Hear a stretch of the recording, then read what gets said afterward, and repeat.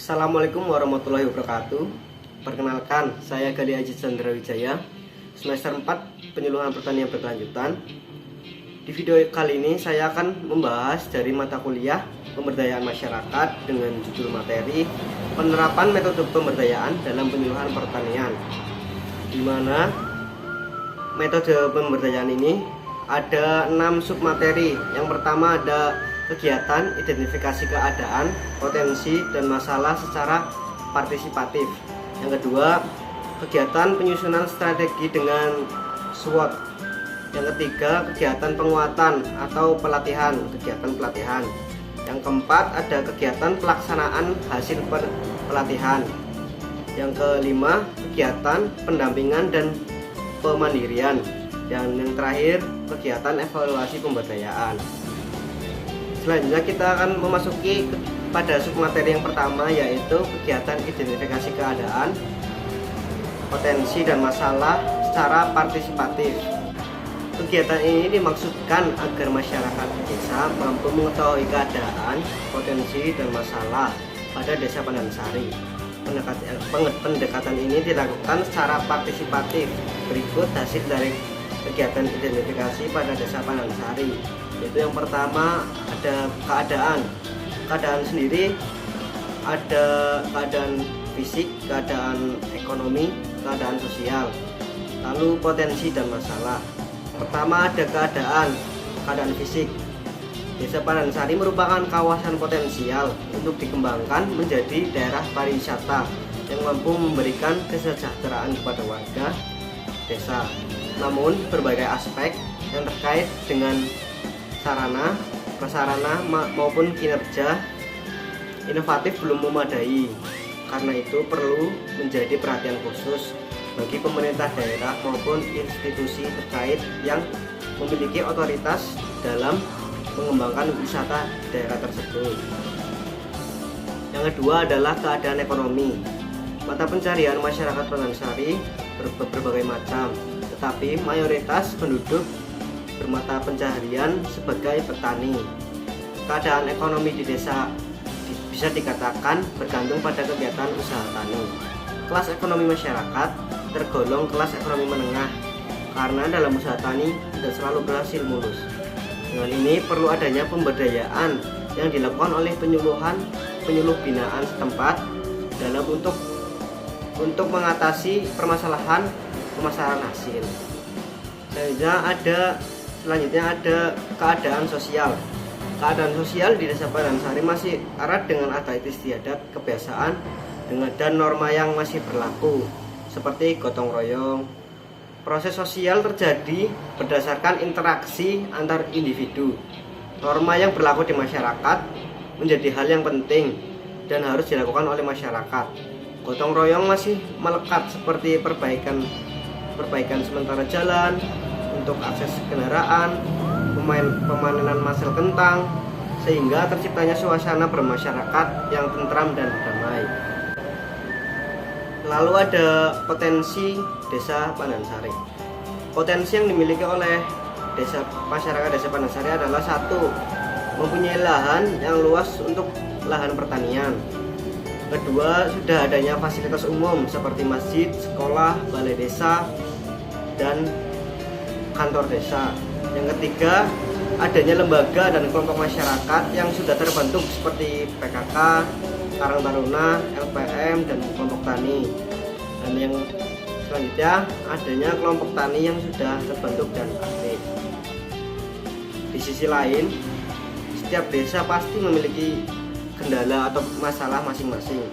Masalah yang dihadapi desa Pandansari adalah: 1. Terjadinya serangan hama yang menyerang tanaman kentang masyarakat, serta sulitnya mendapatkan bibit kentang serta pupuk. Yang kedua, sulitnya pemasaran hasil pertanian masyarakat. Yang ketiga, penggunaan pupuk kimia yang menjadi kebiasaan petani. Submateri yang kedua adalah kegiatan penyusunan strategi dengan SWOT atau SWOT.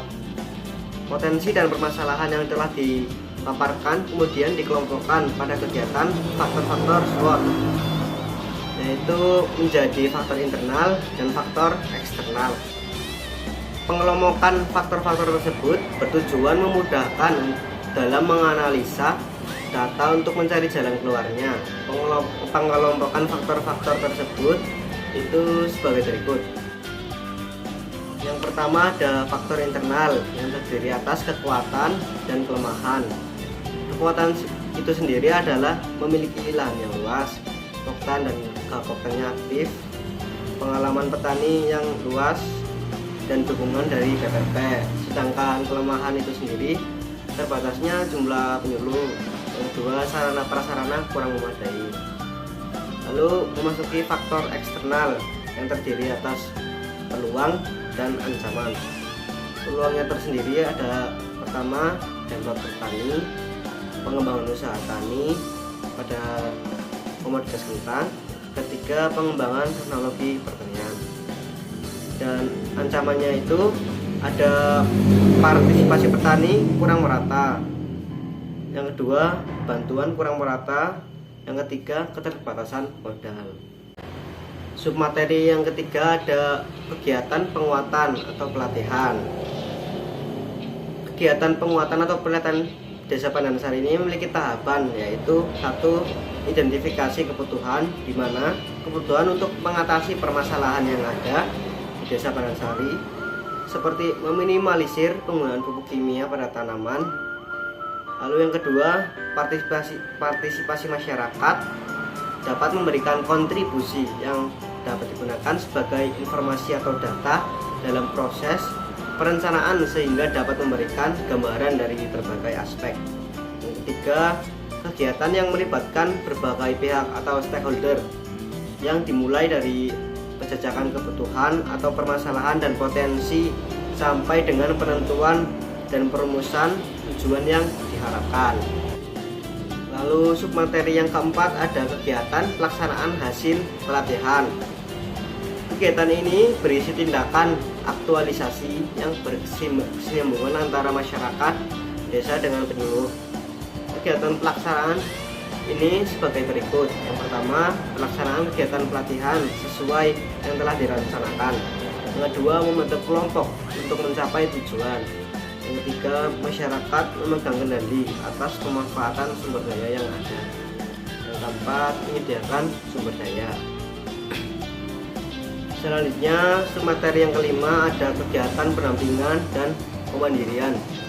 Keberadaan pendampingan sebagai unsur penggerak tercapainya keswadayaan dan kemandirian masyarakat mempunyai posisi yang strategis dalam upaya pemberdayaan masyarakat petani di pedesaan.